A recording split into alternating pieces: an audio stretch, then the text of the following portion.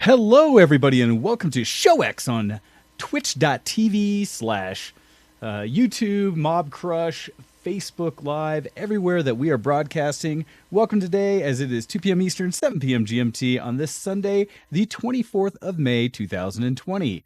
Happily joined today, as we are, by our guest, Ken. As always, how are you doing today, sir? I'm very good. Thank you for having me. As well as our special guest, Dr. David White. Welcome. Hi, thanks a lot for inviting me on. Ken, if you would We're do very us a excited to have you, favor, explaining what exactly brought us about to having Dr. White on today. Yeah, sure. So, oh God, about a year and a half ago, 2 years ago, Dr. White came to the university I was working at the time, University of Stirling, and gave this fantastic talk on quantum computing, which he was working on at the time. And I remember that the seminar started off with him discussing his work and where he got to, and it very quickly devolved into all of us in the room raising our hands and asking really basic questions about quantum physics and quantum computing. So, David here was trying to work on something that's, uh, understood and quite high level in the field, and it's something that's a very complex topic. And here we were raising our hands asking the most basic questions of how quantum computing works. So we quickly devolved his high level talk into explaining it to what felt like a group of undergrad physicists, right? We didn't quite understand everything. But it was one of the best seminars I've ever been to. It was fascinating because it just opened my eyes to an entire new world, not only of computing, but of a world of physics that pretty much nobody really understands, which is one of the most fascinating things about quantum physics. And I don't want to just be unfair here, because I know that David doesn't just work in quantum physics. And I actually struggled trying to think of how best to introduce you today, David. But I'm actually going to consult your website instead, because you actually paraphrase who you are perfectly, I think, on your own website. You say that you're a scientist, researcher, software developer, a sometimes filmmaker, guitarist, photographer, and artist. You live in the People's Republic of Sheffield in the UK, a green city of hills and rivers and surprising things. You work at the Department of Computer Science at the University of Sheffield, where you began working in machine learning in January 2020 with Professor Clark. Now, machine learning, for any of those who's probably heard that buzzword before, machine learning is a big thing right now in not only our field, but kind of in every field, really. Speaking as somebody who now works in animal science, I can say that over here it also works as a big thing in our field. So before I try to over-explain who you are, David, do you want to give a brief introduction to how I introduced you and whether you think it was applicable or not? Oh, blimey. Well, I do live in Sheffield. You got that right. No. Yeah. I think getting me on to talk about quantum computing is a bit like getting a tourist to show you around a city that they've just arrived in. I'm still quite new to quantum computing. I've been working on it for a few years. I'm not a quantum physicist by training, but I picked quite a lot of it up. So be happy to, provide, some illumination on the subject, but I'm not an expert by any means. But yeah, I work in computer science as well. I work on machine learning, software engineering, that kind of thing. And I'm really interested in a lot of arty subjects as well, because I think that, it's like a false dichotomy that you can only be an artist or a scientist. I think, the most interesting things are where the two overlap. I very much agree with that sentiment. And I've also found it, well, I think one of the most fascinating things about yourself is that, generally speaking, when you think of computing scientists or scientists in general, you think of people who, are almost like a magician locked in the tower working on some ancient cryptic runes and scrolls that nobody understands. But the truth is, what makes a good scientist is somebody who can not only do the complex stuff, but also be able to communicate and explain these complex theories to others. And your seminar really showed that you're good at both parts, right? You can both do the science and you can actually communicate that to other people. And that's largely why I invited you on the show, is because I know that you can communicate these interesting concepts to a level that even I understand. Yeah, thanks for building me up there. I'll do my best. But I do agree that communication is really key in science, and I think that's why lecturing often overlaps with with research historically. Absolutely. So tell us, you said you all these various hobbies and stuff. Like, let's talk about that first rather than going straight into the work side of things. So you said sometimes filmmaker. That grabbed my interest. I didn't know this about you. Yeah, I've done quite a bit of filmmaking, but not so much in recent years because I'm currently working on a startup and being a researcher as well, and it's probably enough to keep me busy. But yeah, I've made quite a lot of films just as a hobby, really. A lot of the people I work with are really, really great and, professional working in the industry, but for me, it's just been short filmmaking mostly. I've done a lot of assistant direction, AD, occasionally a little bit of acting when forced to. Very nice. What acting have you done? But hopefully those videos cannot be found. One of our listeners, she goes by Pooser, is her online name. She has a incredible ability that when somebody says, hopefully that can't be found on the internet, she's very good at finding these things. But thankfully for you, I don't think she's actually listening to the show today, which because she's embarrassed us all many times in the past with that. So I'm glad she's not here today to dig out some old acting videos of yourself. That is a relief. One guy wrote a script and he wrote me into it and said, I've written this character, so you've got to play it because I've written it for you. And I was, started protesting, and he said, "It's a journalist, David. You look like a journalist." And I kind of had to give him that. What does a journalist look like? I mean, I kind of agree, but I don't quite know why. I don't know, slightly awkward, dirty. I don't know. You look like someone I would trust to provide information. You look like someone I would trust to be able to say, like, here are facts, here's information you need to know. Please pay attention. Providing I'm sorry to hear that you haven't done much filmmaking in recent years. I actually have some other friends based in Glasgow, actually, who are in a similar situation where they love doing filmmaking and used to take part in the, I think it was the yearly Glasgow Film Festival. And I think it's like a competition. They used to take part in that every single year, but it's been more difficult in recent years because work creeps up on us all, I think. And you also mentioned you're a guitarist. I am too. And Wayne's begun learning guitar as well, actually. How long have you played guitar for, David? 30 years. Wow. Okay. But I'm not good. I really, want to put a caveat on that is that I'm actually a really terrible guitarist, and it's best kept between me and my neighbors. But what kind of guitar is Wayne learning?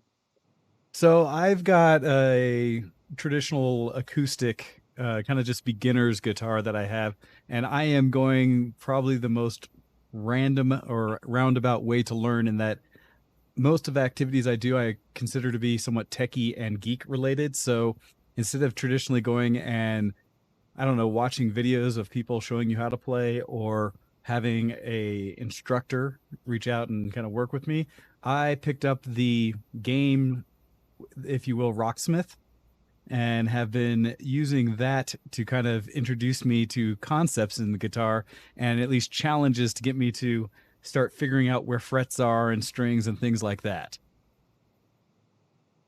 Is this a lockdown or a quarantine hobby? So it's not, it coincides. It does to a degree, but it's something I've always been keen on understanding more about music. I started out in band back in, primary school type things, playing the trumpet, and moved into playing baritone and stuff like that. So I've been able to read music most of my life. However, I never had the discipline or never paid attention enough when my mother tried to teach us all the piano and such as kids. And so later in life, I go and I pick up a fairly nice keyboard that I have in the back that I'll sometimes just bang about on, but really have no skill. And similar with a guitar that I've always known so many people who play, and it seems to be one of those instruments that you can bring out more socially than a lot of other things. Yeah. And so it you just gotta seems have like one friend who can play Wonderwall. I mean, it's just a requirement, right? Well, yeah, I'm actually a Mancunian, so yeah, I think all my friends can play Wonderwall. Nice.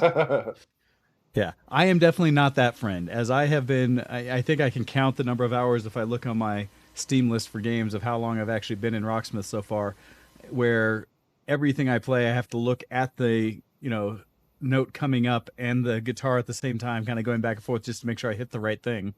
Definitely nothing has been memorized, but I'm trying to do it in this whole like self-taught, can a game teach me to play the guitar in any semblance, with any skill?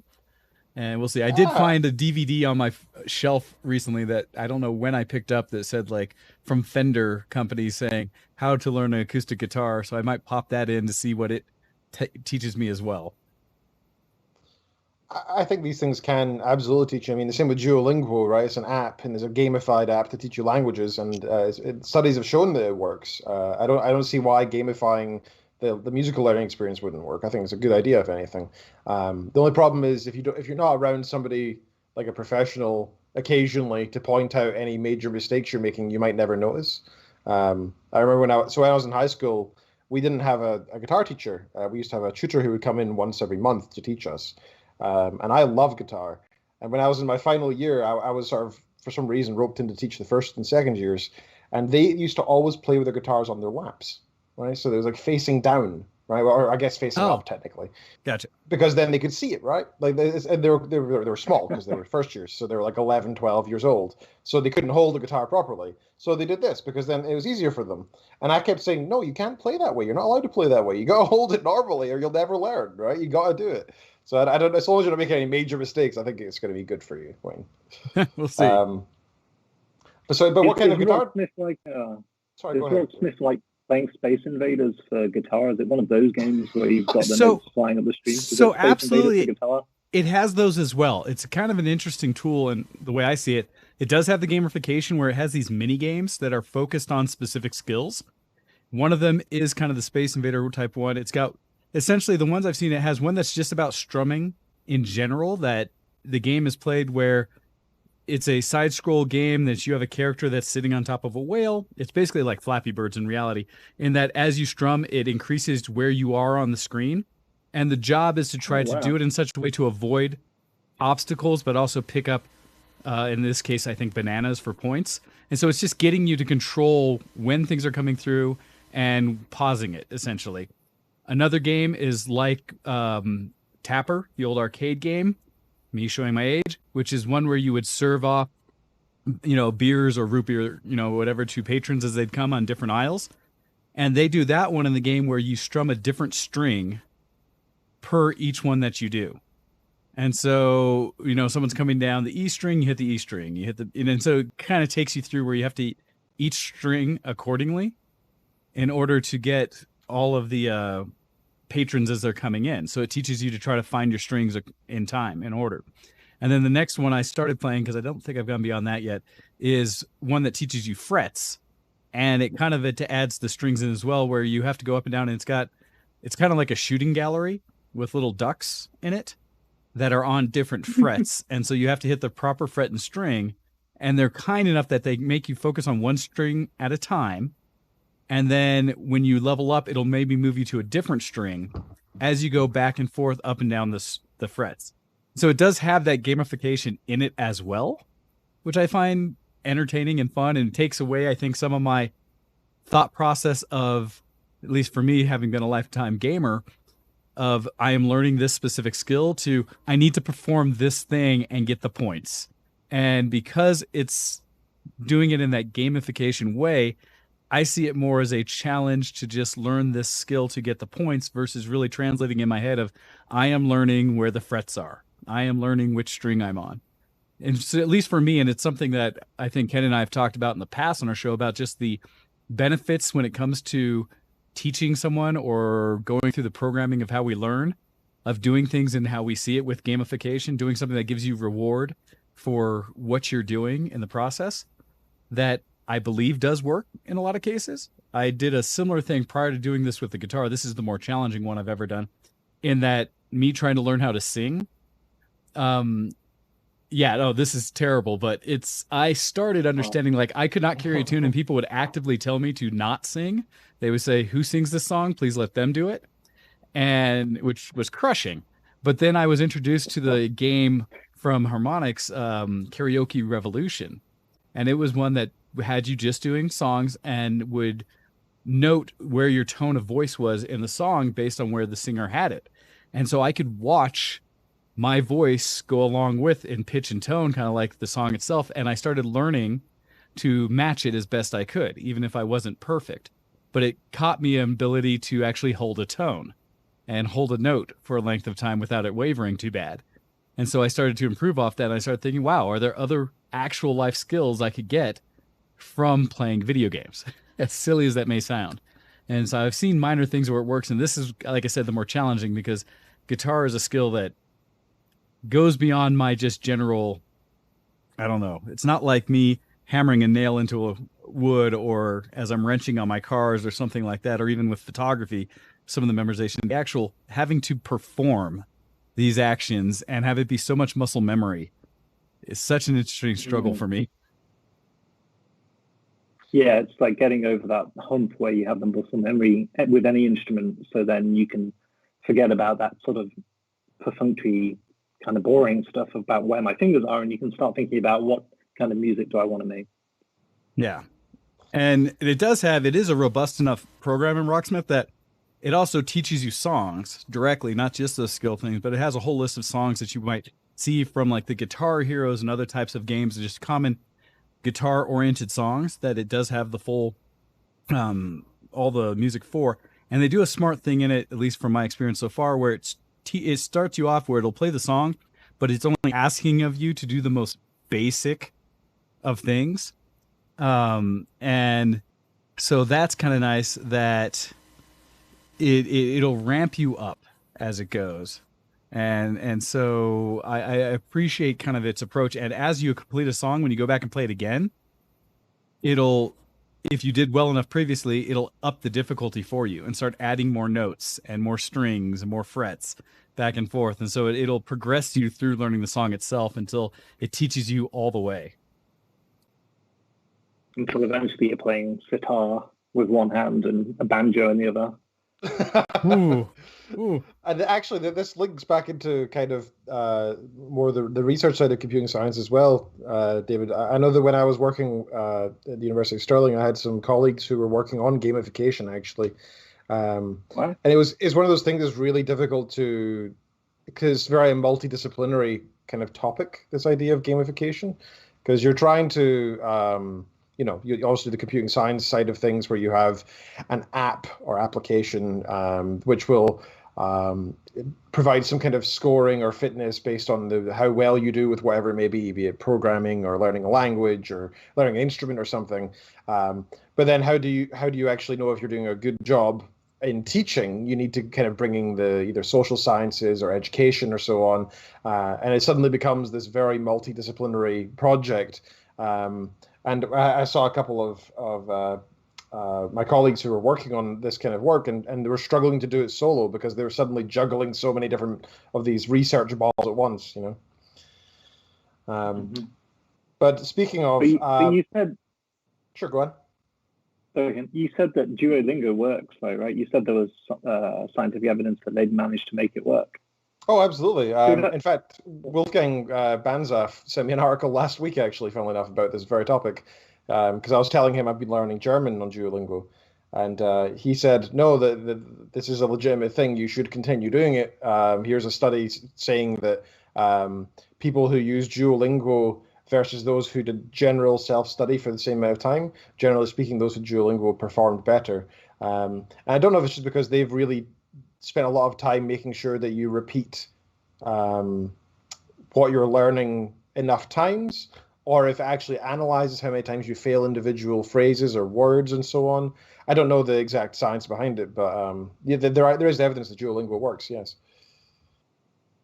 Wow, I mean, that's really interesting. And it seems that during lockdown in the UK, quarantine, I guess it's called in the States, people are often choosing to learn instruments and languages. So it'll be, interesting to see if we have a glut of people who are speaking German, Spanish, French, and playing guitar, maybe singing in a foreign language post-lockdown. Wow. Yeah. Is that your plan? Well, I don't know about you guys, but yeah, for me, it's just learning German, and I've been doing that for a 31-day streak today. I'm very happy to say. So I've managed a month, which is great. And I don't know why I'm learning German. I just did it in school and enjoyed it, so I'm doing it again. I don't really have a game plan there. I don't plan to move there or anything. Are you doing anything, David? Do you have any lockdown hobbies or that you've been picking up? I was going to start learning French today, actually, I thought.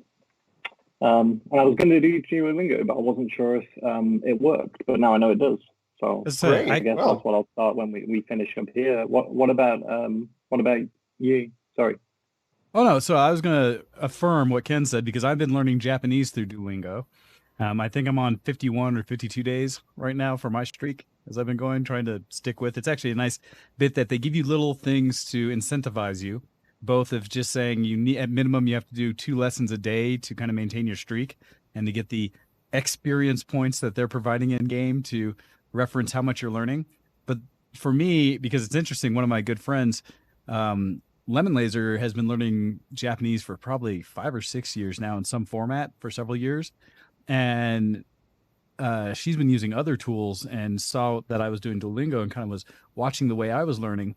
And it caught her off guard because it's got a different structure. What I have found from Duolingo, at least in the Japanese side of it, because I've also tried Rosetta Stone and a couple other programs out there, it presents it in for me, a much more basics first, where it was teaching me individual characters of the hiragana and such to learn how to pronounce how those characters were done first before really providing a whole lot of words, but also providing some very basic words to pronounce with it and to start hearing. And I think they did it in such a way that you could see how this character is used in this case with some easily identifiable words before adding some of the more complexities of the language where you have very similar characters with similar sounds, but different consonant leads and stuff like that. And in doing so, as it's progressed me, it's finally just now, after I think 5 or 6 lessons, got me more into doing any kind of phrases, where it now has me starting doing things like Ohio gozaimasu, or things where I'm actually saying some of the greetings is the section I'm in right now. I just finally got to greetings after 50 days in. Well, that's the difference between learning a Western language versus an Eastern one when you're used to one or the other, right? It's you're gonna have to learn the basic characters at the very beginning, so you can even look at it first before you can even actually learn phrases. So that makes sense. I know in my learning of German, I had to relearn the idea of the. We're so simple-minded in English, with the being the only genderless word, and we don't need to think about any others. But in German, if you're thinking about plurality or tense, but they also think about the 3 different types of the, die, der, or das, on top. So it's a very complex thing for me to think about. But I couldn't even imagine trying to learn Chinese or anything. But what's making you want to learn French, David? Why French? Just you want to have a better way of finding good wines, or? I wish I were that sophisticated. I'm really terrible at languages. It's like my Achilles heel really is speaking foreign language. I'm absolutely awful. And why French in particular? Because I can get there by train. So I figured if I'm going to learn a subject, learn a language, I'm going to want to learn it, a language, a country that's quite nearby and accessible. I don't want to be flying everywhere to get practice in the country. So sure, I can take a train from Sheffield through London straight to Paris. So, changing once in London. So that's the idea. Nothing other than that. I mean, France has a lot going for it. Like you say, good wine, food. It has unbelievable art museums, Paris. That's true. Yeah, I've been to France several times, and I'm a big fan of the country. It's beautiful. I've had very poor experiences with the people, and I don't mean to talk down an entire country of people, because that's not very fair, since I'm sure there are a lot of good and polite and nice French people. But at least, especially in Paris, anyway, the people that I talked to, whether I tried in French or whether I spoke English, they tend to look down on you either which way for trying. Like, how dare you speak to me in English, and how dare you try to speak French? I guess it might depend on the quality of your French, but yeah, I mean, big cities are generally less friendly, right? So we shouldn't take Paris as representative of the whole of France. No, I I've think heard most that. of France would be offended by that. Yeah. Well, no, I say Yeah. I've heard from a lot of people who've traveled that once you're outside the big cities, people are way more welcoming and friendly about the whole process. But no, that makes a lot of sense. That of learning a language of a neighbor, essentially, someone you could visit easily. When I first started learning languages, it was Spanish, but that's because I grew up in Southern California, which was bordering Mexico, and so it made a lot of sense. And we had a lot of people in the area that also spoke Spanish. Now, for me, like Japanese, it's more because of my love of Japanese culture, anime, things like that, that make me want to understand it a little more intrinsically. And I had the opportunity to go to, wow, it's been like 3 years now, but to go to Tokyo for about a month. And while I was able to survive not knowing Japanese, man, the desire to be able to connect more directly with people and catch the nuances of the things around me has been so severe that I want to learn it at least passably and be able to go back again and to enjoy it even further. I think it says a lot about mankind in general that we are fascinated by the idea of learning other languages because we want to communicate with each other and with people from different cultures. I think that says a beautiful thing about people in general. Yeah, that's a nice thing, isn't it? Yeah, I mean, That's a positive thing we can all do in these troubled times. I like that. yeah, yeah. I mean, I think it's. I have to say that when I've talked to some of the Americans around me here, when I mentioned that I'm learning another language, I've had a few people say, "Why?" And I'm like, "Well, why wouldn't you? I mean, it's a good thing to learn another language. I think it's since Americans, since pretty much everybody in the entire continent here speaks English, I suppose there's not as much of a need to learn another language. But it's an oddity though, and it's a strange cultural thing that in the UK it kind of makes sense to learn another language because you're so close to other countries that do speak French, German, Spanish, whatever. But here it's less common, I suppose, unless you want to learn Spanish, of course, that would kind of make sense. Um, but you've actually traveled the world a fair bit as well, David, as well. So it's interesting you say you want to speak French when I know that you've been, well, to many continents. Yeah, I mean, French is purely because it's nearby, really. I thought about it a lot. And I It's so really like romantic, by the trains, way. and I feel bad when I fly. So, I feel guilty. And I figured that it wouldn't be worth learning unless I was able to go and practice frequently. So I wanted to go to France a lot. But yeah, interesting, observation. Like Japanese, is, if you go to Japan, it's such an amazingly rich culture. But I do agree that you're stuck outside it without having some knowledge of the language at least. I mean, it's kind of true everywhere, but particularly places like Japan, there are very few places in the world that are distinctly different from home, right? Oh, The yeah. UK, you go to many, many Western countries and they're so uniform because of, global culture, globalization. But when you arrive in Japan, you really do feel like this is a distinctly different place. It's quite fascinating. And the more different a culture is from your own, the more you can learn, I think. I I agree. agree completely. I know that moving to the US, I was expecting a culture shock. Honestly, I had no problem. I just sort of sat down and was like, yep, okay, this is the same as before. There's a bit more variety in food, and the politics are mad. But but Well, that's about Hey, it. I I'm keep not telling sure you, the Ken. politics in the UK are particularly sane. See, Yeah, but I mean, comparatively, like I feel like yeah, things are quite relaxed in Ken, the I've UK said compared it. to I've said here. it multiple times. You guys in the UK in general just seems to really want to learn or try to mimic what we do here in the States, in the United States, for For better or sure. more likely worse. And so, yeah, you're just getting to see it like up close and without that filter of any British sensibility on it. And so that is American politics. Yeah, well, we're seeing that more and more every day, I think. The lack of sensibilities. Yes. Anyway, before we go down the politics hole, which is always so tempting. Yeah. So that's interesting. You say you don't like flying, David, because I know that generally speaking, for our profession, it's kind of required that for conferences and to do collaboration, we kind of need to occasionally visit other countries and colleagues elsewhere. Um, and I agree with you. I also feel bad when I travel. I know that flying in general is something that's terrible for the environment, and unless completely necessary, we should not be flying. And ideally, we should really be taking maybe massive, I don't know, passenger ships that are nuclear powered or something would probably be better for the environment. But that sort of thing is just not available right now unless you want to take a cruise, which is also very bad for the environment because usually they're oil or coal. But it's interesting that you actively mention that as a key reason and almost like a plan for the rest of your life, that you do not plan to travel because of this. That's really good to hear. You've just absolutely pinned that on me now. So, if I ever fly in the future, you can just pull this back up. No, I mean, that's because I was hoping to go frequently, right? There's a very big difference if you're going to go to Paris every month or two. You want to take a train. In terms of academia, we do fly. We fly everywhere, right? We spend a lot of time abroad, a lot of time in conferences, and I think at that point you have to look at whether it's worth the carbon cost in order to keep science going. And I think probably for the most part the answer is yes.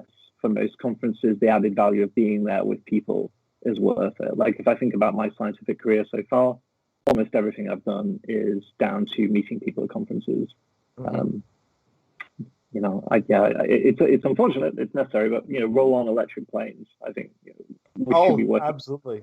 Absolutely. Well, thankfully, we're in a time where we, a couple things coming out of this socially distanced, quarantine, lockdown society that we're in today. But the push that we have right now for technology improvements in general, I actually had a kind of a aside to talk about it when you're bringing up conferences and necessity and the things you've done in person and the value of that. Because I know in my own personal profession, we try to minimize travel as best we can and do a lot of things virtually. We've been, prior to when it was cool via Zoom, we were doing a lot of conference calls using Adobe Connect, things like that to visualize and then talking on the phone to kind of connect people from all around the world, really as just a cost savings and time savings for a lot of people. But in my own experience, I have found that in-person connection that you get from just one being in the same location and the nuance of human communication, being able to see a person as you're talking to them and seeing that moment that they maybe struggle with an idea or concept, or when they get it, to be able to continue down that path of knowledge or whatever you're trying to express, I have found is just significantly more valuable, or it makes up for, in the sense that I believe a lot of those kind of connections need to happen at least once or twice a year to enhance or to kind of improve that discussion you've been having throughout the year. And so I know that from my end, from the scientific side of the world and that kind of sharing of knowledge, do you also see that? Or have you seen any kind of change now that we've been forced to be distanced, where people have been able to adapt to it in a way that maybe we don't need that kind of in-person connection as much as we maybe did in the past? What are your thoughts? Is that to me or to Ken?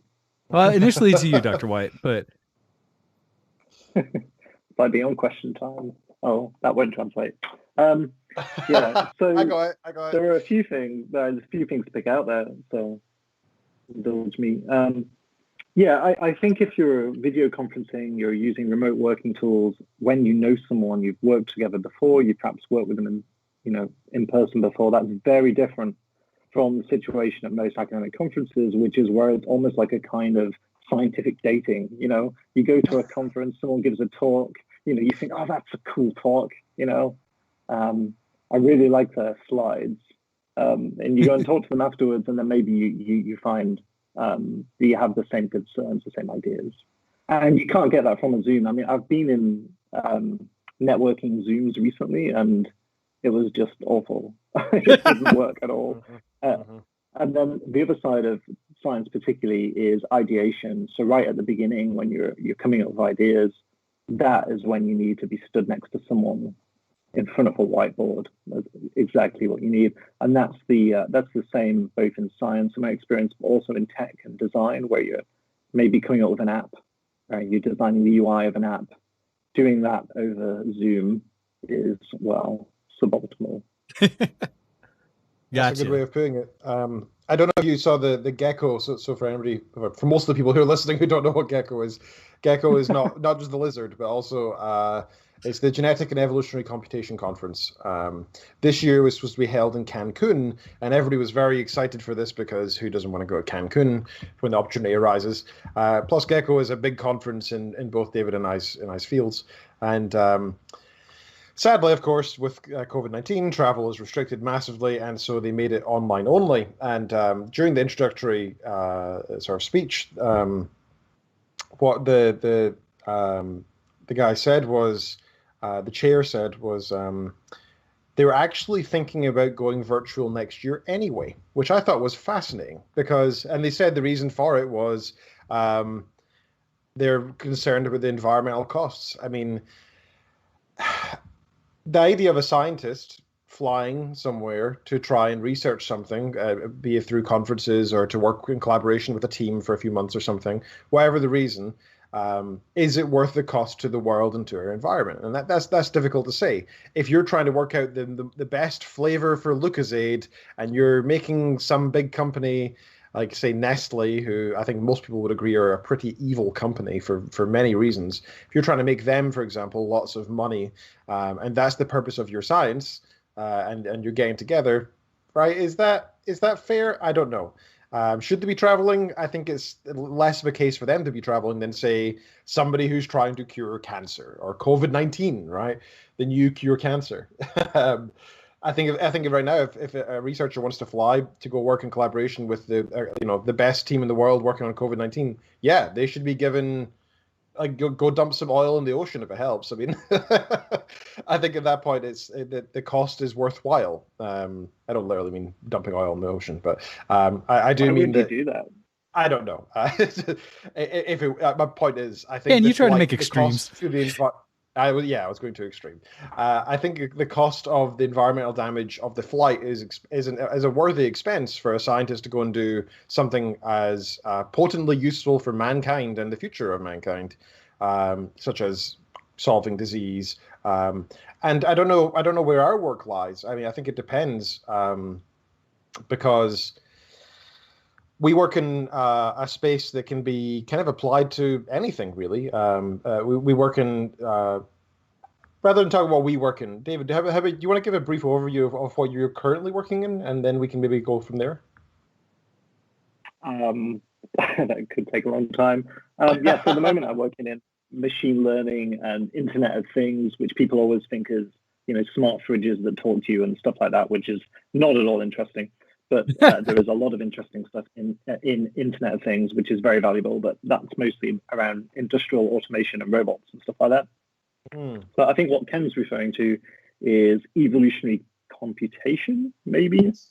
Which is the more neglected side of AI, I would say, away from deep learning, which probably most people are very aware of, and then evolutionary computation is sort of using biological inspiration, particularly around survival of the fittest, evolutionary ideas like that, to solve problems, to come up with solutions and inventions and music and art and things like that. And it's pretty broad and open and vague, but I guess we work in that kind of thing.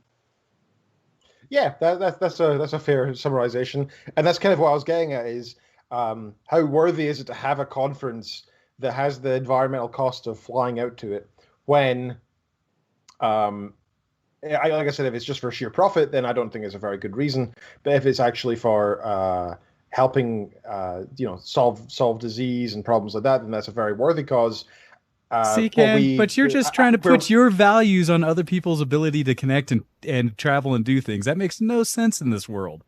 I understand your holistic level of, like, only the things you value are all that should be allowed to be an impact on the world, but that makes no sense in any way.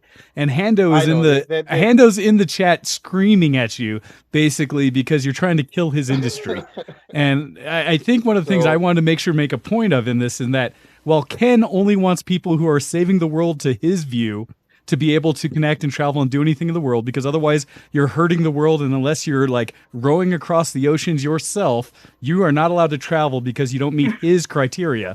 In actuality, one of the things I want people to make sure you understand about this conversation about the value of connecting in person in conferences and groups versus trying to do everything virtually, regardless of the industry you're in, or regardless of the environmental impact of it, but the value of that connection and sharing ideas, that there is significant bonus in people getting together in person, regardless of where it is, locally, For sure. over the world, things like that. That sharing of ideas, the ability, I think that Dr. White brought it up in the sense of being able to have those kind of quick discussion points where you just notice something about, you said, as someone who presented on stage, being able to find them right afterwards and continue that conversation based on something you know, versus having to wait your turn for a Zoom call or some kind of virtual interaction that you might be able to get a few points in. I have learned that in those in-person kind of connections, you have a lot of organic discussion that comes out of it that can take you places you would have never expected, that I've not experienced when trying to do it in a construct of not talking over each other in a virtual conference and who's the person who should be talking now versus me waiting my turn or never even getting the opportunity. That when you get in that conversation amongst others, you can just bring up a point and say, oh no, that thing you just said, yes, this is what's important about it from my field. And it takes you entirely different directions that I think as a balance to maybe allow Ken to not, boil over at the idea, is that that you can do things across both paths. You can do a lot of your general sharing of information discussion throughout, I would argue, like throughout the year virtually, but that it is still absolutely necessary several times a year to get people together, the right people in the right room together, to really hack out things or to really push and innovate any subject that you're working on. I know I deal with it in my own industry constantly, and I'm under the government thumb of them trying to say you have to justify every travel that you do. And so we have a lot of people that I would argue do it frivolously, kind of like what Ken's saying, that are just wasting money because they get to go somewhere fancy, versus the people that we want to get in a room together who are actually going to innovate, create new things, solve problems. And so but I think that's a challenge of just humanity. People want to do what they can if the opportunity presents itself versus necessarily the best thing for any specific situation. But I had to bring that up because I know I saw Hando sit there being like, Ken's killing my industry here. Our actively killing my industry. Who's Hando? Hando is a sound engineer that we have out in Boston, where he works all the behind the scenes at these big conferences. And so not just sound, he does the whole tech setup. And so he will do everything necessary to put those slides up on the screen to make sure that people are heard throughout and everything's being recorded and broadcast, that when they queue up the right video, it shows up, that everything sounds correct and all those kind of things. And so his whole industry, and he is his own contract. He's a subcontract to all these big events where he is his own company. And so as this social distancing, as lockdown have happened for him in Boston, he's been unable to work because he relies on those group interactions, those conferences for his job. That's what he does.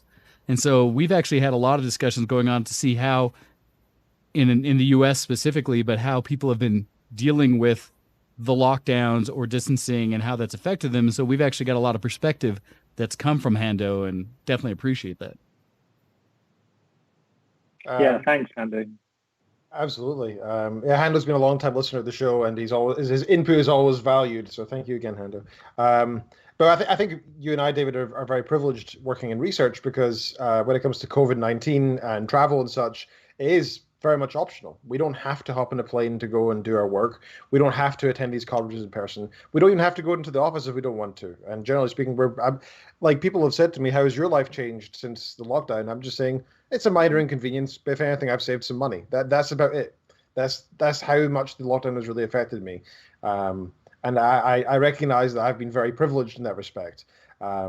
I know that now at my university, actually, they've recently announced furloughing of a lot of the staff because they can't afford to keep them.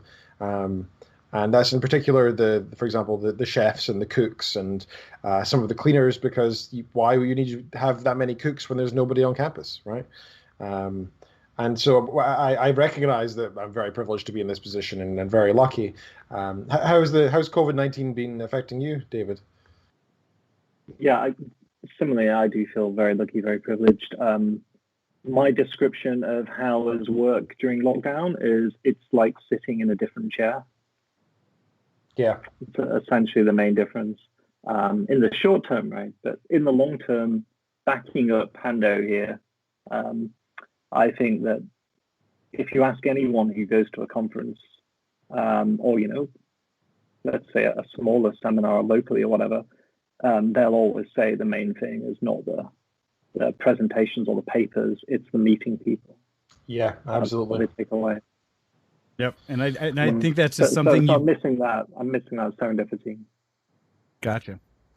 Absolutely. I said before that the reason I'm here in the US is because I met Professor Banzhaf at Gecko last year. If it wasn't for that, and I didn't happen to bump into him at the job fair, I would never have sent my CV over. He would never have accepted me, and I wouldn't be here. And that's a huge thing, right? One chance encounter at a conference can make somebody change continent. I mean, that's a huge thing for my life and for my career. And I know that a lot of people are going to be missing out on all those kind of opportunities this year, and that's sad. But I think an amazing guy to be working for as well. Oh, certainly. Not only is he has an amazing beard. He does. My wife actually got him a beard kit for as a thank you for helping her get her job. Actually, wait a second, Ken. Is this part of the inside? Is it because of the beard club? Because I know you keep seeming to groom yours out further now. Are you just trying to? Is that part of your your social climb or your ability to move up in your industry? I must. If it is, I'm doing it wrong because David is a shining star in the field, and he's got a little bit of stubble going on. No big beard, so. I actually had a shave before this screencast, honestly. But yeah, I think you need to grow your beard if you want to become a professor, right? So Ken's got a long way to go with the beard. That's basically postdoc length, right? You're not going to get a permanent job with that beard. It's true. I don't actually know when to apply for the next position until my beard starts growing further. You know, that's the indication. I don't know how it works. I don't know what the categories are for women or for people who don't have much facial hair. I don't know whether what you have to do, but I think it's when you wake up one day and you find that your glasses have the little strap that if you put them down they hang on your chest, right? Male or female, that's what the other indication. Yeah. Leather armpits, like arm pads. That's a requirement. So we've sort of skirted around the issue of your research and stuff, David, but I'd love to actually delve into it more and ask you a bunch of questions about not necessarily specifics of what you're currently researching or anything, because I think I would understand some of it, and I think that's and not all of it. And our audience is not an academic audience, so we don't want to bore them, right? That's why I don't tend to talk very detailed with my own work either here. So at a sort of high level, what kind of research interests you? And I know that you've sort of changed your research interests over the years. What's drawn you to your current work from previous work, and so on? I think the most conversationally appealing part of my research is probably the quantum computing stuff, because it's really sexy, right? Everyone knows about quantum computing. IBM are talking about it. Google are talking about it. Other companies are coming on board. So probably that's the best place to focus. Sure. Because I've wandered through a lot of different subjects and departments. You can see that as being, I don't know, like a dilettante, or you could see that as being unfocused, undisciplined, and disorganized. But I'll take the former. So you're a postdoc right now, then? Yes. Yeah. Part-time. Yeah. Part-time. I'm doing machine learning and Internet of Things stuff, which is, it's interesting because we're working with industry and we're trying to get, Sheffield is a city of steel production and silver, cutlery making historically, and there's still a lot of steel industry here, a lot of factories. And what we're trying to do is modernize them, right? So trying to bring in IoT and sensors and sticking sensors on like big old welding machines and saws and stuff like that. And so that's fascinating. But I think the quantum stuff is probably what I'm here for, right? This is why you wanted to. Oh, it's not the only reason. I genuinely just find you an interesting person and wanted to chat with you more than anything. The quantum stuff I see as a bonus. But before we delve into it as well, I realize that I've said you're a postdoc because I know what that is. Yeah, I was just going to ask him, what do you mean by that? Could you maybe describe what's involved in being a postdoc? I think most people just see people who work at universities as teachers. So would you define yourself as a teacher?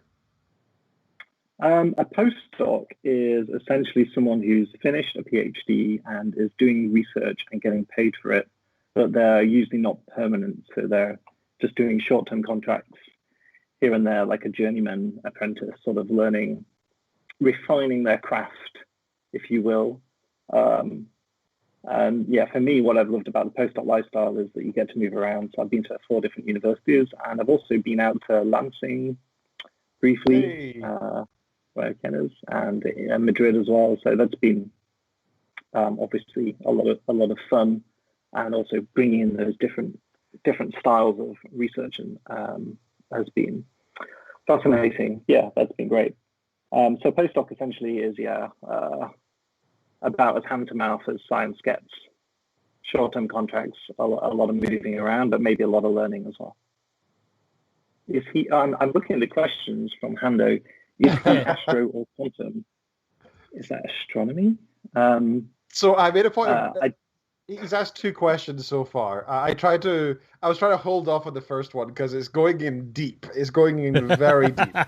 His first question was, how likely is a universe phase shift that erases all of existence?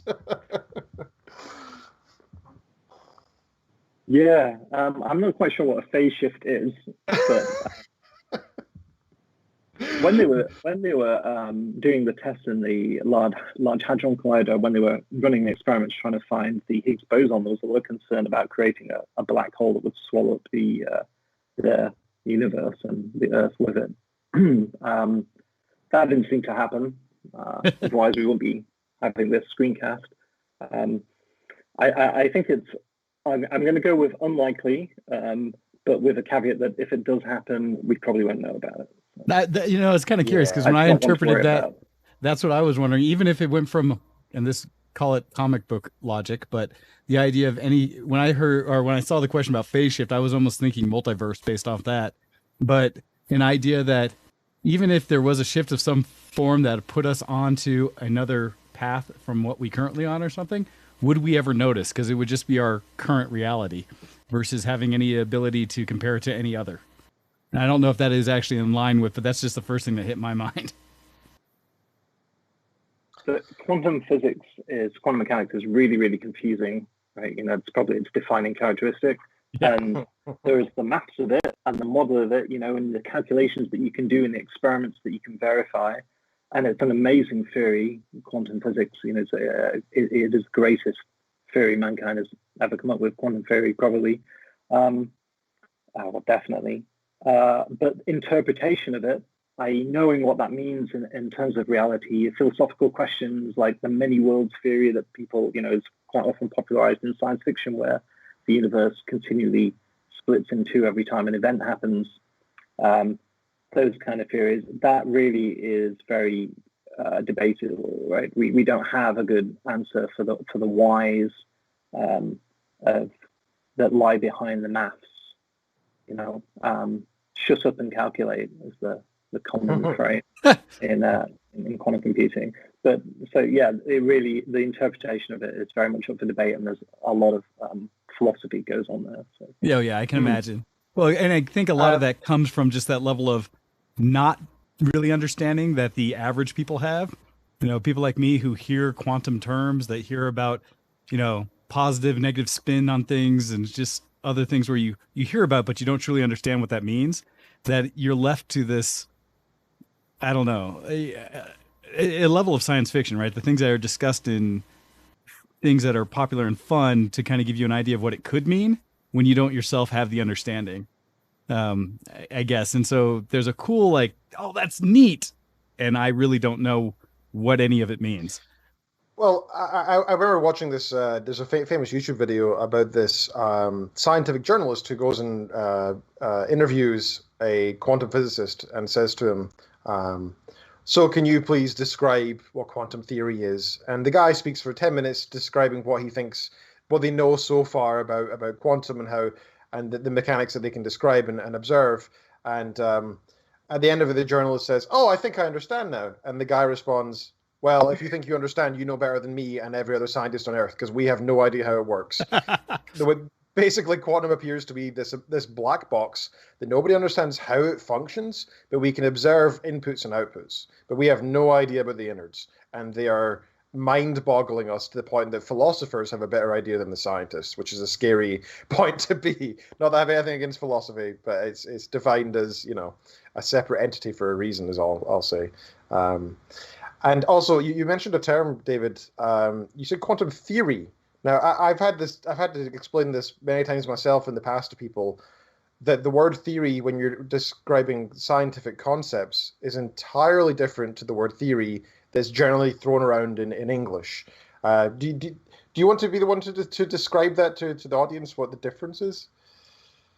It feels like an exam. I'm sorry. I think that I don't want to be talking too much. Is all. I want to give you the opportunity. I think what we mean about quantum mechanics is it's a really good model with which to make predictions, and that model is grounded in maths, right? It's just a lot of mathematics, and it's extremely accurate. And you know, a good theory is one that can be put to test. So you can do empirical experiments and check the results. Did it predict it right? Did it predict it wrong? Yeah, you know, if the theory is right, then this will definitely happen. This will hold. Do some experiments to make sure it doesn't. You know, we don't find something unexpected. So a theory in the physics sense, the way I see it, and I'm not a physicist or an expert on physics, it seems to me that with the advent of quantum mechanics, we began to see this sort of divergence between thinking that when we got the answer, we really understood what was going on, versus just having a model that allows us to, you know, do important things like, you know, design electronics or build medical devices, that kind of thing, without necessarily assuming we know what's going on. It's like, oh, this model is just better than this model. And we lost that sort of absolutism that the model was reality. Sure, absolutely. So thank you very much for describing the difference there, because like I said, I've met many people who seem to think that the idea of a theory means that we're not really sure and we're sort of guessing. Well, the people that use theory as a cop-out for how, without allowing people to emphasize how much effort has gone into supporting the theory in its current status, versus they just it's a theory, so I can just disregard it. Because it's a theory. As a theory means that it's built upon the existing bank of knowledge of science, right? Yeah. So like we have that challenge. Gravity, right? Yeah, we have that challenge in today's world, unfortunately, where people are finding means to either support their opinions, their worldviews, or such like that, versus accepting the current pinnacle of science and what rigor has gone behind what most people who are educated and experts on the subject agree upon. And there's such nuance there, but yeah, we're about to take our break. Sure. What I wanted to do is, because I did invite my buddy Sir Pencer into the chat, because I mentioned we were talking quantum anything, and he perked up significantly. Now, granted, this is still a physics one, and after the break, I want to make sure we focus more on the computing side of things, more your expertise, as well as getting into more of the machine learning. But he did ask the question, have any of you, for both Ken and Dr. White, have either of you been following the Wolfram Physics Project at all? And if so, do you think Stephen Wolfram's ideas have any merit? And I think that's kind of a big open lob out there, but I know that's his geek. He geeks on physics constantly. I know nothing of it, I'm afraid. Okay. I'm aware of it. I haven't gone into detail of it. I have seen a lot of stuff that have come out from Wolfram's lab before, his organization, I should say. Do his ideas have any merit? I just don't know enough, I guess, to answer that question. No, that's fair. That's fair. Diplomatically. and admittedly, please know, all those people out there, that is one of the best things you can hear from somebody, is when they say that they don't know something, they'll say it. Please follow heed, people of the world. If you don't know something, feel free to say, I don't know.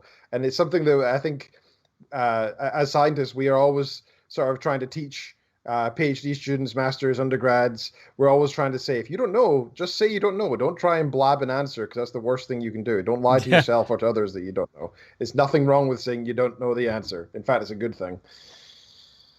Yeah, exactly. All right. With that, though, we're going to take a quick break. I've got a song queued up for us during the break. Hopefully it will play. If not, I'll switch over to the other one. That'll give us about 5 or 6 minutes to kind of relax, grab some things, get back together here. So I'm going to play from OC Remix, our favorite resource for people out there being creative with gaming music and such. It's going to be a song based on Chrono Trigger, which is called But the Future Refused to Change from Drum Ultima. And so we're going to play that during the break, give everyone a chance to refresh your drinks, take a water break, whatever you need to do, and then we'll be back to talk a little more focused on the whole computing side of things, because I do have some questions about what even is quantum computing. So with that, we'll be back after this, everybody. You're watching Show X on Twitch, YouTube, and everywhere else, and we'll be back right after this.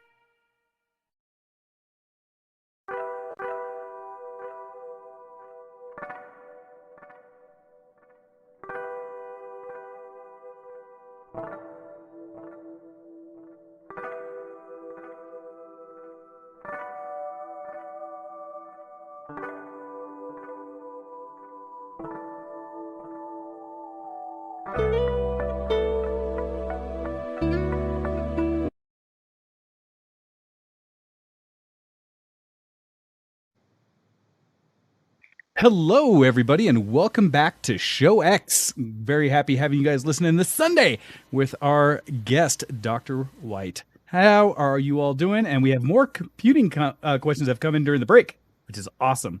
Sir Pencer caught my drift and is looking at there. Now, this might be a stretch still because he's going to try to tack it into gaming a bit because I'm going to have my own questions when it comes to quantum computing here in a second. But he comes in saying, my gaming PC has a CPU for logical operations, a GPU for making silky, smooth graphics.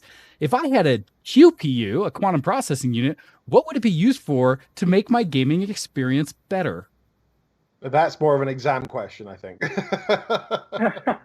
Well, I think this goes into a piece of the idea when it comes to quantum computing as a whole, and I'll bring my non-educated effort to be like the general masses that comes in that whenever I hear things about quantum computing, I hear like it's this magical ability for some form of silicon to process very divergent big numbers almost instantaneously. That in traditional computing or processors and stuff like that, you either do some level of parallel processing because of the number of cores you have available, or you go through some level of serial processing where you hit a problem and it just kind of goes chunk by chunk by chunk. That somehow quantum processing, because it has some ability to be aware of or that all the answers are there from the get-go and it just has to basically come up with the right one. This is, again, layman's understanding of quantum.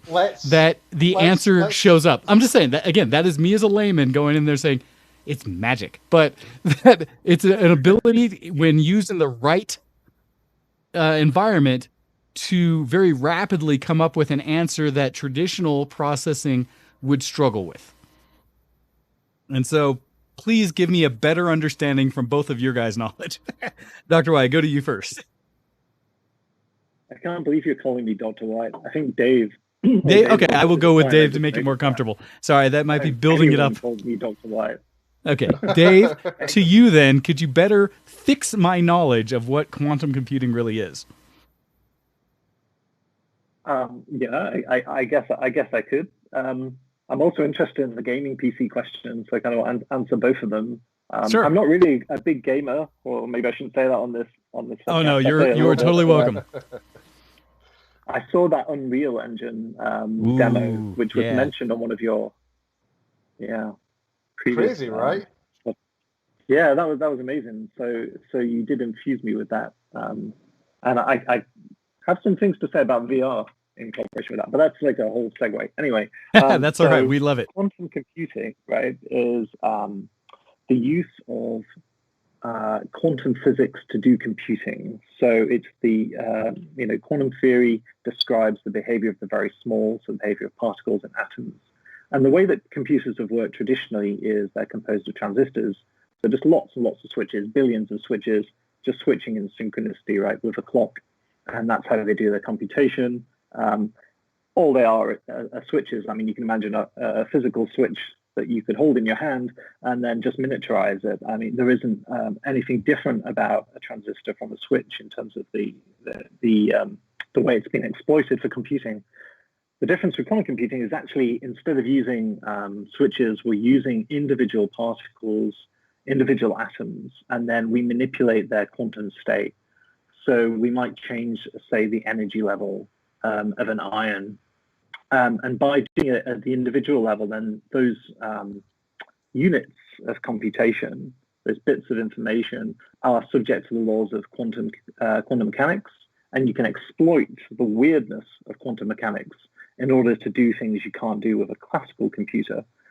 And it turns out that some things that we can do in a normal computer, a classical computer, we can do faster, as far as we know. Like, we just don't know any better way. Maybe there is a better way classically, but at the moment, the way you do it with a quantum computer is better. And there are some very unusual things that we know definitely a quantum computer can do that a classical computer can't do as fast.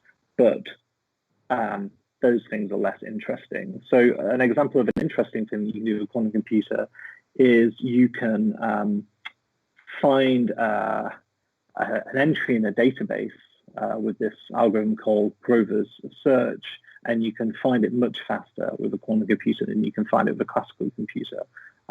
So as you increase the number of things you're searching, you can look at how much time is being taken to find the thing that you want, and it's qualitatively different. So it's not just faster in terms of, oh, this moves a bit quicker, I can run a bit faster than my friend. It's faster in terms of, as you increase the input size, it's qualitatively different in how much time it takes you to search. Okay. And that's really useful in a whole load of circumstances. So quantum computers at the moment can do things that classical computers can also do, but can do them faster.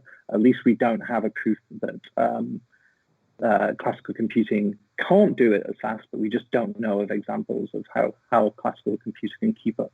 Okay. You brought up No, that's really good. And you brought up it's exploiting some of those weird things that quantum physics provides.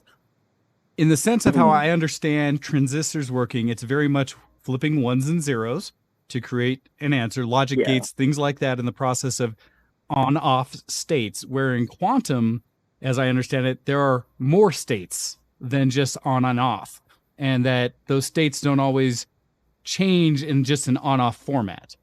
Is that true in some sense? That part of what you're exploiting is that there aren't just two states of quantum particles, if you will, or how they interact isn't just on and off? I thought you didn't know quantum computing. I think you should just take it. I know. I know a very disastrous level of quantum physics. A classical bit, is it's on or off. It's like a light switch. It's on off. Ignore the fact that you can kind of hold a light switch in the middle if you mess with the spring. That's just being awkward. But a quantum bit can be on, it can be off, or it can be a combination of the two. And when you say, David, what the hell are you talking about? How can it be a combination of on and off? I can't answer how. It just can be, okay? And I can't tell you, I can't give you a nice analogy and say, oh, that's just the light switches in the middle, because it isn't. That analogy would be wrong. There just is no intuitive explanation. It's just, it is some combination of on and there's some combination of off. And if you imagine that you set up your data so that it's a mixture of on and off, all these different qubits, as we call them, instead of bits, then when you do something to them, you're kind of doing it to this mixed state. So this state which is composed of things that aren't just ons and offs, and that means you've got this sort of weird level of quantum parallelism, and it sounds amazing. It sounds very simple. You kind of think, oh well, basically you're just trying all possibilities as you do your computation, but that's not true. But what you do end up with is essentially a superposition of answers. But the difficulty is then actually getting out what you want. And I think someone said, was it Ken at the beginning, said something about that. And it's absolutely infuriating that you've ended up doing this computation. You've essentially got all the answers at once, almost, but that is technically not true. And Scott Aronson would shoot me for even saying that phrase. But when you measure something in the quantum world, you only see whether it's on or off, right? So you can't see these combination states. So what quantum computing, the theory of it is, a lot of it is about, is finding clever ways to tease out the result that you care about, the information you care about from that quantum state. Okay. So with that in mind, because the quantum's kind of giving you an access to a subset of things that have been somewhat solved, like you said, as you're getting closer to the answer faster, potentially, as it has a little more breadth across it, do you also use a combination of traditional processing along with the quantum to then finalize that answer, to pull that last bit out until you get to and here's my one answer? Something where you get your subset that's here's all your potentials, and now I need to get to the one. Yeah, so all quantum computers, physical quantum computers, and there are quite a lot of them, have large classical computing power sat next to them, right? That can be next door, or it can actually be inside the machine, really close to where the quantum stuff is happening. Okay. And that can be used. It depends on the particular algorithm, but yeah, sometimes you'll use a classical method. So for a very simple one is you might run a quantum algorithm and then you might run it again. then the classical computer will say, hey, do this 100 times and measure the results. And maybe that gives me some information about the problem I'm trying to solve. So that's a really simple example. But quite often getting the results out of quantum involves getting these qubits, so they might be like atoms in an ion trap, for example, they're in these combined states, doing your computation, and then actually getting them to interfere with each other in a way that gets you to the answer you want to. Okay. No, that's good to hear. And I actually have a logic to this, because I'm going to go all the way back to Spencer's question initially about the gaming part of it, an aspect to his gaming piece, because you mentioned that there are, in some sense, a lot of quantum computers out there right now. And the challenges I've seen is that when I've looked for any applicable, like physical hardware that does quantum computing, I've most often seen things that are pretty much segregated to a lab and in very kind of concise environments where it's able to do it. I think the most recent one I witnessed was something out in California somewhere where they had it running under this super cooled environment in order to make it even able to work at power loads and stuff that were reasonable, and such that, are there really any quantum computers out there that is not scientifically or heavy, like high industry commercial like usage? Is there anything that an actual individual could get hold of that's doing anything even close to quantum computing? Not really. At the moment, it's still a very much a big book scientific endeavor, big science. So it depends on the type of quantum computer you're talking about, but a general purpose quantum computer, there are a lot of constraints on building them. Essentially, if you think about you're trying to manipulate individual atoms, you have to isolate those atoms from the rest of the universe, which is... That's a good way of putting it. Which is really difficult because the universe is everywhere, right? And the reason you're supercooling things is because you want to have sort of less noise in the system. You can think of things like thermal noise.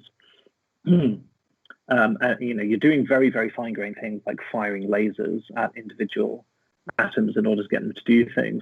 So at the moment, they're in labs. They're like cloud computing. It's like you rent someone else's quantum computer to do your experiment, and they're very small. So the interest is a scientific interest rather than a commercial one for most of those. There are slightly different types of what you might call quantum computers, I might call quantum devices, like those from a company called D-Wave, and they do something quite different. They don't do general computing, general quantum computing in the way we think about it. But going on to the coprocessor question from who was it who asked it? Serpenser, Serpenser. Yeah. Is that how you pronounce the name? Yes, Serpenser. Yep. Yeah. So it does seem for the near future that quantum computers are going to be coprocessors to classical ones. So you can have classical supercomputers next to quantum, and you'll do some bit that's really hard for classical computing. You'll do out on the quantum machine, and then you'll ship it back, and then you do a load of really complex classical stuff and throw it back, like lots of big data processing. And a really good example of that would be quantum simulation. So actually simulating quantum devices, simulating quantum systems.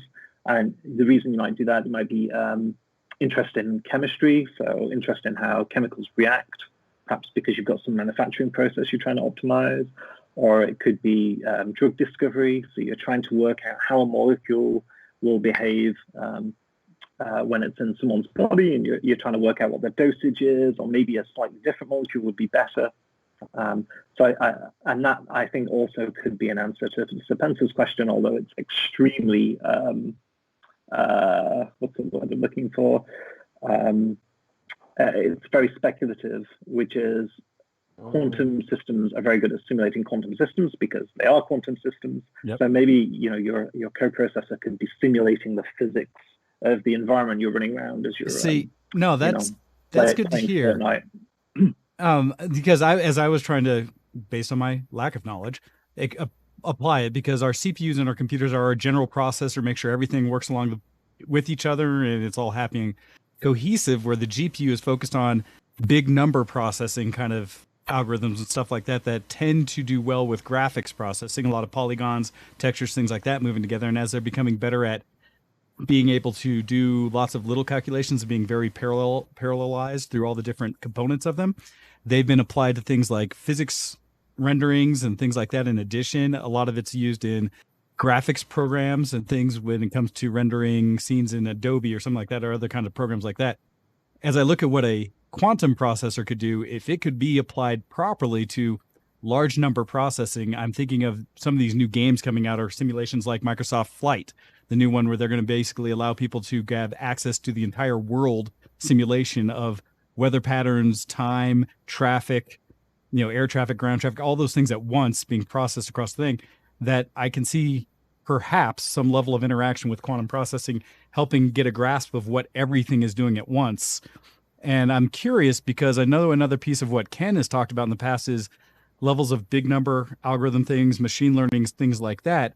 How does quantum computing tie in to some of these big number problems or these machine learning sets of like, I want to have an algorithm continue to innovate based on the simulations and calculations it's doing? How does quantum tie into some of that level of processing?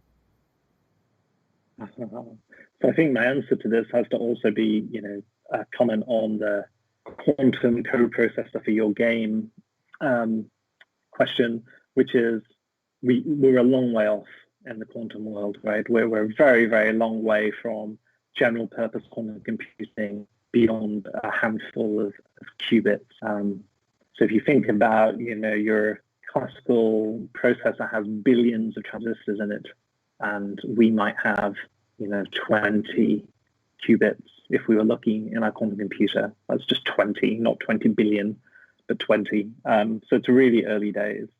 So I think, it's extremely speculative to think about what's going to be happening in 50 years' time. Oh, of course. But, those are the kind of things. And it also ties in with Kuru Densetsu's Kuro's fine. question about, about encryption. So this is quite interesting from the historical perspective of quantum computing. So people started thinking about quantum computing in the 80s. People like Richard Feynman, very famous physicist, posited that it might be possible, right? But people weren't that interested in it because they didn't know if it was going to be, easy to do, whether you better build these things, but also because there wasn't a clear use for them. There wasn't a clear argument. No one knew of an algorithm that you could do that was interesting on a quantum computer that was faster than the algorithms we use on classical computing. And then in the mid-90s, Peter Shaw, uber nerd, a brilliant scientist, came up with the algorithm for Shaw's algorithm for factoring. And what that enables you to do as part of a larger algorithm is break standard encryption methods that are used widely today, for example, on the internet. And he also produced a few related algorithms that can be used to break other encryption techniques. And it was only when Shaw published his paper that people got really excited, because suddenly it was like, wow, maybe governments were, oh my goodness, this could be extremely useful for espionage, counter-espionage. And I think maybe the scientists were excited because this meant they might actually get funded. So the encryption is the heart of it. But going back to what I just said about timelines, to actually run the algorithms that break common encryption, we're going to need very large quantum computers. We're going to need quantum computers that can do things that we can't currently do, such as correct errors that occur, because these things are very difficult to control. You have lots of errors. And they would need to be very, very large. So we're talking tens of millions of qubits would be necessary probably to break encryption. Wow. And at the moment, we're about 20, 20, maybe the largest is in the 40s of qubits. So we've got to go from 40 to millions and millions before we can do that. Okay. No, that's really interesting because it's, again, you hear all these things, and I think Kuro is bringing it up from basically an initial piece of knowing how it can be done across. I think I've heard similar conversations that it potentially could do things in breaking current encryption significantly faster than methods we have today. I don't know truth of that because I haven't seen it myself. But the idea of being able to do that wide breadth of states and hitting it once, where encryption is basically a big numbers game of all the different possibilities and how it's doing it, nothing else, the best way to combat against predictive and brute force attempts at getting through it, that quantum could add some level of either an ability to simplify or make something faster, or in the reverse, make things more complex to make better encryption. Yeah, I should emphasize that. Sorry, Ken. No, please go ahead. I should emphasize that quantum computers don't break encryption by trying all the answers at once, right? That no algorithm works like that. No quantum algorithm works like that. Well, I don't think any system would let you do that. Right. So all encryption algorithms are based on some mathematical observation, right? Something is very difficult to do. So it could be, for example, factoring very large numbers is very difficult to do. So they're all based on these tough problems, which limit the ability of someone to decrypt what you're transmitting. It just means that it's going to take them a long time because there's no known fast way of doing it. So factoring a large number, for example. And if you try to do that with modern encryption standards, if you try to brute force them and run the algorithms, the best classical algorithms we have, you would be stood there to the heat death of the universe in the worst case. Right. But Shor's algorithm, what's exciting about that is it's a quicker way to solve one of those mathematical problems that underlies so much of the security we have.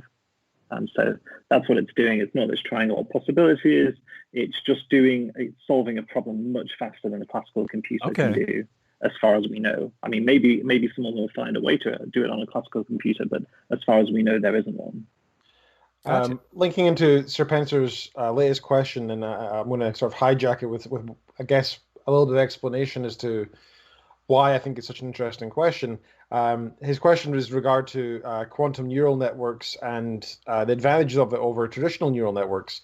And I can say that from I don't work directly. I have made neural networks in the past myself. It's not my field of study per se, but it's something that I've used as a reference point for other work, I can say. And I think if you look back to traditional computing in the 70s, 80s, and 90s, right, what we thought we would be able to do with the technology we have now, we would think it would have solved all problems, right? If we knew back then that we would have graphics cards and processing units that had the speeds that we can talk about now, we would probably have thought there was no problem that can't be solved.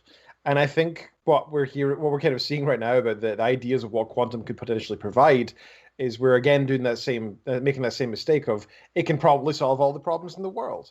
I don't necessarily think that's the case. I just think it's another factor up, right? It's the next level for sure, but it's not the next infinity of levels, right? So Sir Pencer's question was, do you know much about quantum neural networks, and what would be the advantage of a QNN over a traditional neural network? Do I know much about QNNs? No. Quantum machine learning is very, very hip at the moment. There's a lot of interest going on it. And it almost feels like if you took the two coolest things in computing from the last 10 years, which would be take your quantum and take your machine learning, it's almost irresistible, not to combine them and assume that they should work together really well. So if you know anything about machine learning, you'll know that it's heavily based on linear algebra. Okay. And it so happens that linear algebra is also the language of quantum computing, right? So you think, well, quantum computers are described with linear algebra, so is machine learning, therefore there must be some natural synergy. Yeah, and you can see that logic. There are major problems in quantum machine learning that haven't been solved yet. So one of the problems is, imagine all your data that you've collected about, I don't know, what machine learning problem should we take? Imagine you've got some image data. Yes. Right? You've got to get that into the quantum computer, right? Which means you've got to get your qubits into different combinations of states. And doing that, there is no fast way of doing that in general, right? So a lot of the quantum algorithms that we know about, they're interested in, they have a really easy initialization. They may just put everything in it exactly half a zero and half a one, right? And that's really useful for a lot of things.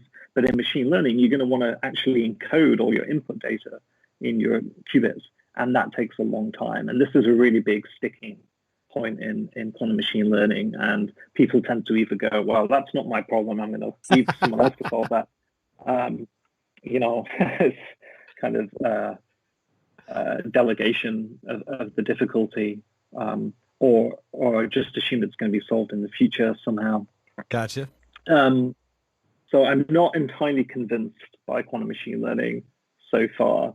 And I don't quite see the need for quantum neural nets either. But I don't know much about them, and I could be very wrong. And it's funny because that idea of combining two really hip things is similar to the question that Hando asked about consciousness studies, which is combining two really confusing things.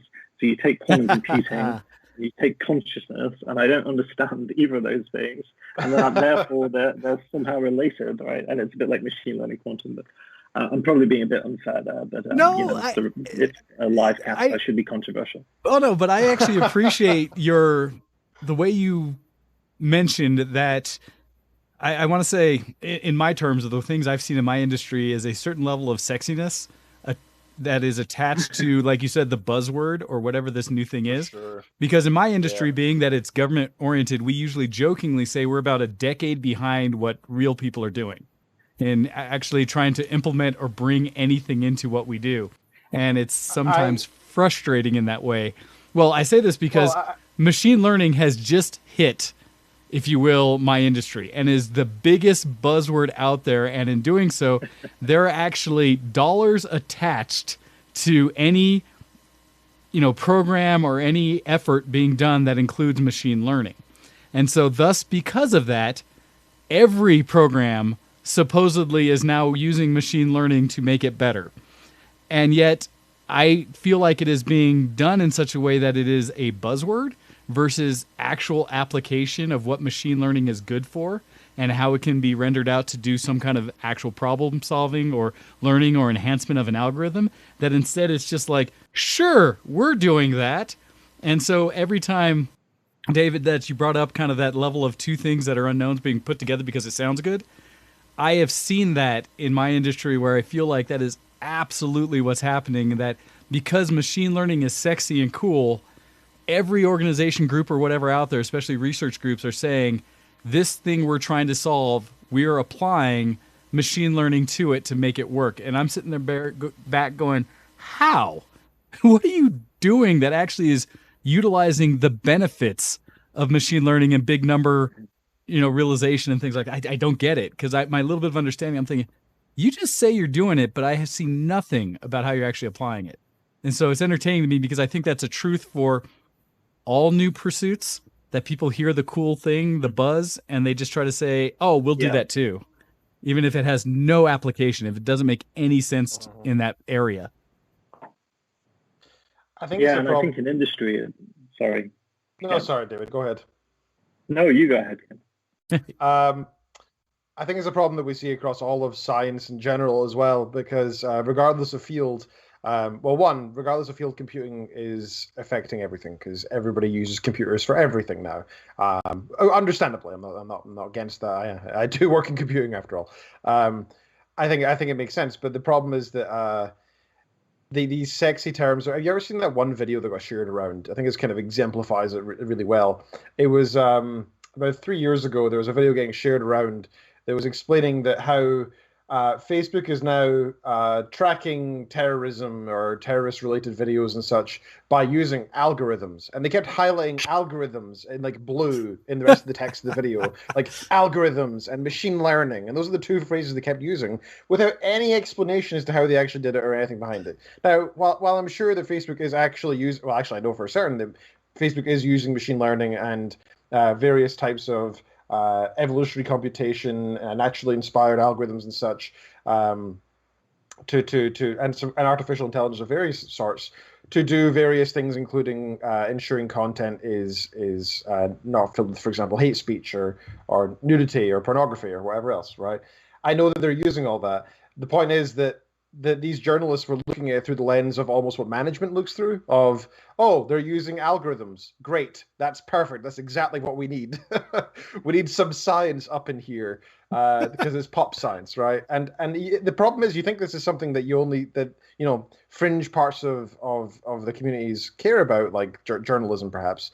But sadly, that's not the truth. You'll actually see that grant applications will often require or heavily favor scientific proposals that include the current favorite buzz terms, right? Like if you, and I know that the next one, I promise you, and this will be the next one for the next couple of years, most likely, is going to all be COVID.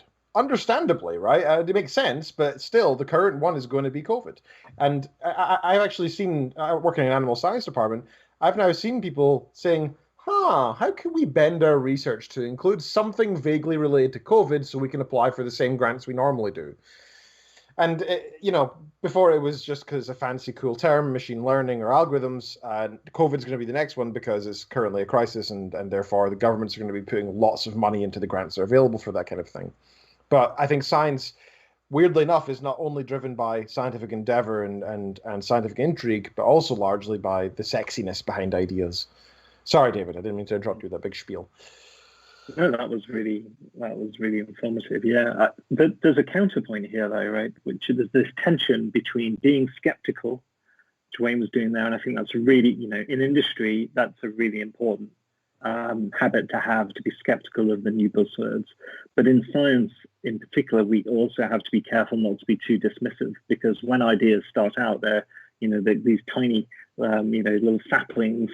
And it can be very easy for, as an established professor to go, oh, we did all this in the 70s and knock it out of the way. AI. Whereas, like AI would be a very good example, right?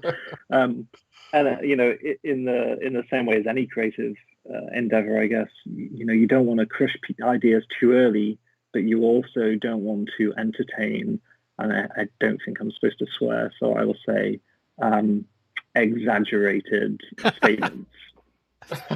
No, yes, that's a good way of putting it. And I think that is part of my skepticism is I have been an expert in my field for long enough that I see how some groups are applying for it, much how Ken, you said, where they're looking for money.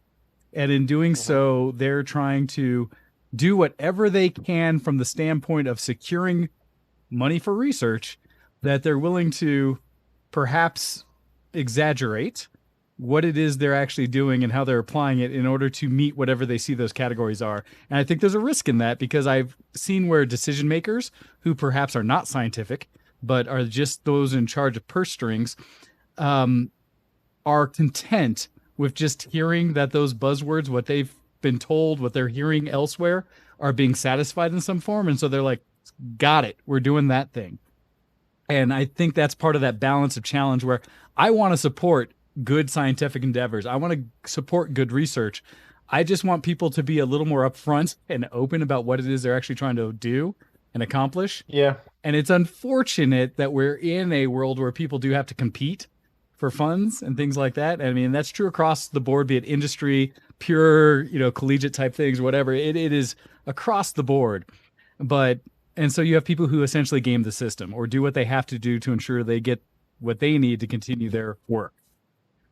It's very difficult. I think that generally speaking, the way that grant systems work right now is that sadly there's not an infinite pot of money. If there was, we could just say yes, all scientific endeavors should be funded, and we should be able to find out everything about everything that exists, be it theoretical, useful, or never useful. Right? All things should be explored in theory. In reality, there's a limited pot of money, and I believe that most grant bodies, especially government ones, do try to do a sort of percentage mix of what kind of research they do. So not only will they say, yes, we need this research to be conducted because it will clearly help the economy. Yes, we need this research because it will clearly help healthcare.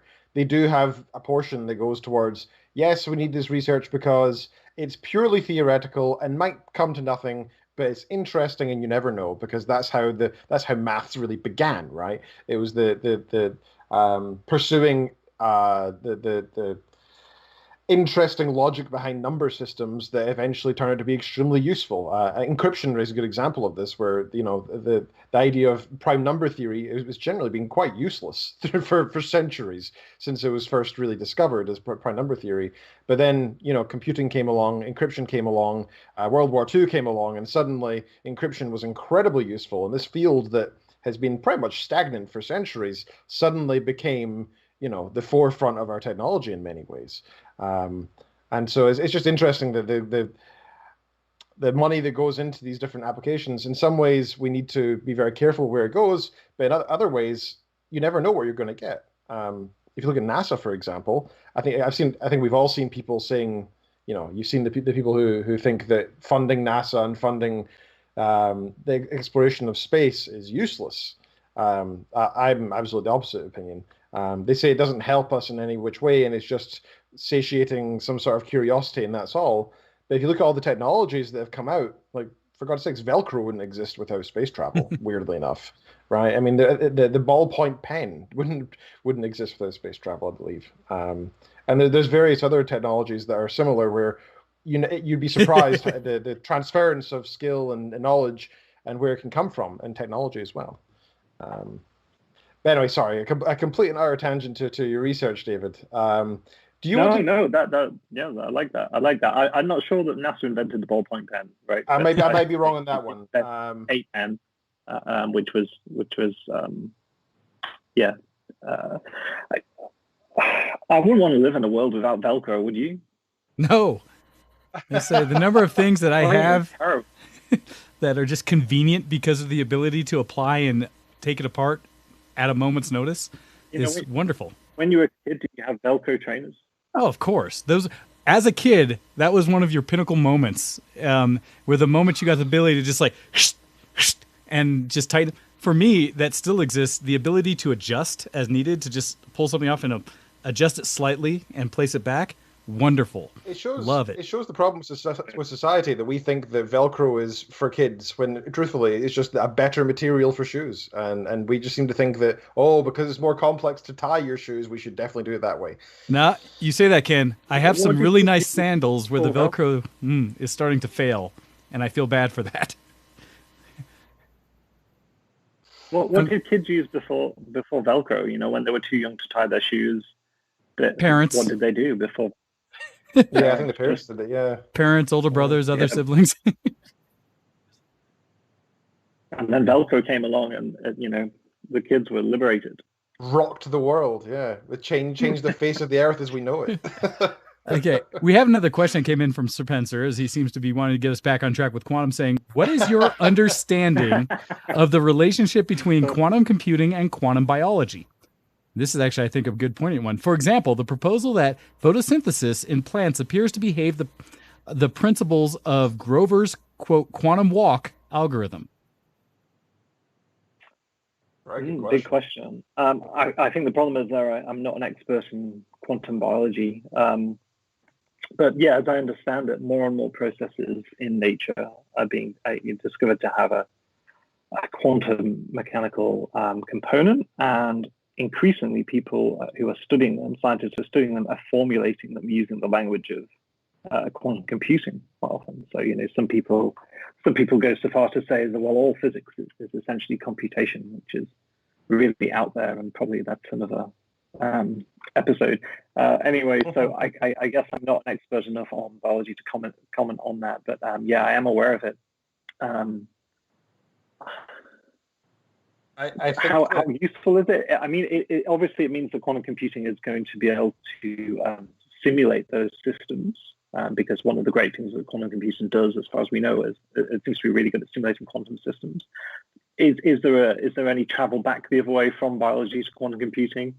Well, possibly, because we're still discovering new ways of building quantum computers. In the classical world, we have the transistor, right? And that was it. It's like, yeah, you build your computer out of transistors. You might build a different computer, but you're going to build them out of transistors.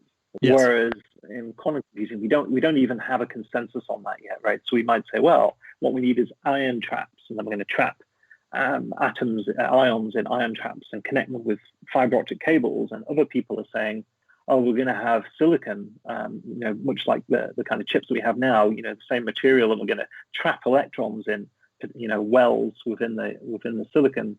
So maybe there is inspiration to come there from those biological systems, because evolution is very good at working out strange solutions that we would not necessarily anticipate ourselves, right? We tend to think in a very narrow way, and evolution is extremely open-ended. So yeah, I think that's a really good point. It's not one I'm an expert on. Well, but you did mention there a thing about the hardware is the way I see it. Because earlier we talked about quantum computing, kind of a challenge of the understanding of it existing, but not knowing where to apply it. Do you think one of the breakthroughs in quantum will be a hardware breakthrough? Something that when it's able to now produce something that can do quantum computing in your own desktop, in your lab, not necessarily like my personal computer, but the idea of having a server, every, research institute, every school having its own quantum computer. Do you think there's some jump or leap in how we think about applying hardware to being able to change those qubits that will suddenly make quantum computing a much more real thing? Yeah, absolutely. Absolutely. And it's not just one leap that we're looking for. It's going to be many leaps. So I don't want to sound like Donnie Downer on quantum computing, like, I'm not going to be having my quantum computer that I'm going to be carrying in my backpack next week. But, it will come. And there are lots of intermediary technologies before we have like full large scale quantum computing that are going to be super useful. And that's what people are really excited about now. But we need major steps. One of the big issues we have is errors that occur in quantum systems, right? So you can imagine you're trying to fire a laser at an atom. That's actually really hard to do precisely, because atoms are very small and they tend to interfere with each other.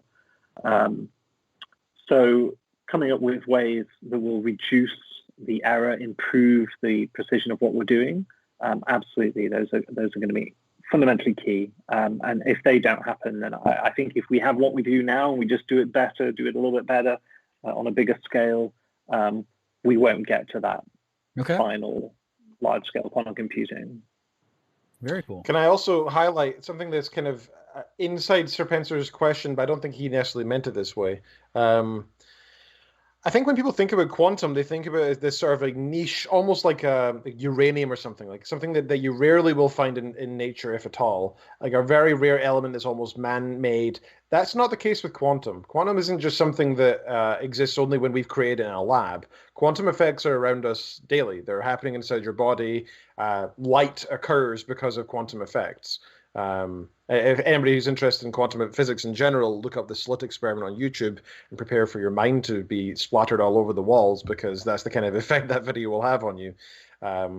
So just to highlight that quantum isn't just some scientific thing that's in a lab. This is a real thing that we can experience and see, and quantum effects exist, and it's the reason that human bodies function in some part, and any physical interaction occurs in at some fault due to quantum effects. This isn't just some oddity of physics. This is one of the main components as to how our reality is composed. Gotcha. No, I feel like there was a question. Sorry, no, I just, it was more of a statement. He was stating out there just like, bam, it's everywhere, people except quantum. Well, it's funny because when you were talking about it was one of my initial misunderstandings of quantum, was that I did think it was something that just we can create this oddity, but it's just not the case. And sorry, running back to what we were talking about, but the hardware and everything needing to advance. I think this isn't just a computing issue. It's almost a general physics issue that right now a lot of the frontiers of understanding of quantum physics and any kind of very small molecular level of physics is that we really struggle to isolate molecules from the rest of the universe, as you very eloquently put earlier on, David. And it's, for example, when you think about trying to prove that dark matter exists, I know that they've managed to successfully hold a dark matter molecule for, I think the limit right now is 24 seconds. And they took as many recordings and statistics that they could from an analysis of this molecule while they had it, before it got completely and utterly destroyed by being attracted to some normal matter nearby. But managing to hold that in a very specific type of field is really difficult.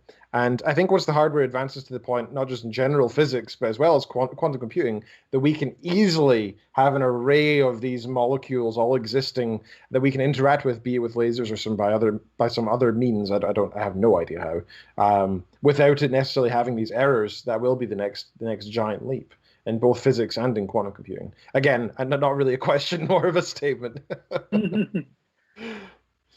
That's right. My sci-fi mind says that it's all going to be done through something organic, that we're going to find a way to use either plants or some kind of small molecule object that will be able to hold the quantum states or somehow manage it. And so it's going to be some mesh between biology and normal quantum computing to make it all work. The current technology that's winning is very much based on sort of the fabrication technologies that we have for classical computing, because they're so advanced, right? We have all this expertise in making things that are really small and made out of silicon. So they're kind of winning at the moment, this idea of trapping electrons, in some physical substrate, like the same kind of things that electronics are made out of at the moment. That's the favored path, and that's what Google have been doing, and their breakthrough chips, which were announced, was it last year now? I think it was last year. That's the technology they're pursuing, and I think IBM are partly also pursuing. So at the moment that's what it looks like, but who knows where we're going to end up. That's the exciting thing, and you've got all these different groups trying these different diverse methods. That's why quantum computing is so exciting, because it's the birth of a new type of computing, but also just fundamentally a level of control over matter that we've never had before. One of the arguments of quantum computing research, going back to what you said as well, what if quantum computing doesn't come about? What if these errors that I mentioned, this noise in the system is too great and we can't find enough control?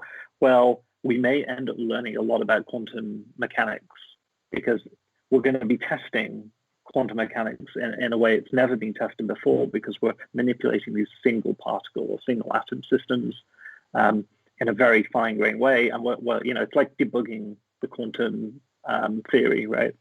It's a really, really good fuzz test for quantum. Nice. So just before, we only have 5 minutes left. We have a question from the chat. Hando said he mentioned something about VR that you seemed into. Did you guys cover that? So yeah, you mentioned earlier that you wanted to chat about VR, something that was of interest to you. Oh, I'm just discovered VR. I don't know about you guys, whether you have headsets and stuff, but I only discovered it in the last few years, and I am amazed at how far it has come. I feel like it's ready. And when I saw the Unreal Engine, I was thinking we are really, really very close to VR that looks. I know there are issues with VR resolution and syncing and motion sickness and all those kind of things, but we are really, really close. Have you looked much into Half-Life Alyx, David? I have not. That's good. That's kind of the first thing that's piqued my interest in VR to a point of, this could be something that's actually worth investing in. Basically, it's a video game that, for the first time, isn't just a demo; it's a full-length video game that makes you feel like you're really in the world, in the sense that you're not just trying to complete some objective and that's that, but you can interact with the entire environment. Oh, Ken, there are so many more experiences than just Alyx. I say this. I know that, but this is the big one right now. I have an Oculus Rift. I had an old developer kit Oculus, so I've been playing around with VR for years now. And we have a few people in our audience who also have VR. And I agree with your assessment of where the technology is, that it's way more accessible now. And there are answers that are coming out about how the hardware is going to continue to improve to make less those issues of sickness or immersion, resolution, all those things. My question for you, David, is what do you want to see applied to VR? What is it you want to experience in VR, or where do you see it as opening a door that doesn't currently exist? Oh, I see VR as completely transformational, right? When it gets to a certain level, the internet was disruptive, but VR, the clue is in the name. That's what I would say with VR. It's going to disrupt almost all aspects of reality, right? Because it's an alternative way of doing exactly what you do now. Anything that you do now, could be better, it could be worse, it could be an experience you don't want to create in VR, but it could be. So I'm excited about the disruptive capability of it. In terms of what I'd like to see personally, I think unleashing creativity. So there are amazingly talented artists in the world. If Michelangelo was alive today, what would he do? I think he would be in VR, sketching away with what's the name of the VR Tilt Brush, right? Yeah, Tilt Brush is Michelangelo awesome. would be like just building virtual worlds, right? And because that concept of scale isn't there, it's not the same. The limitations are not the same.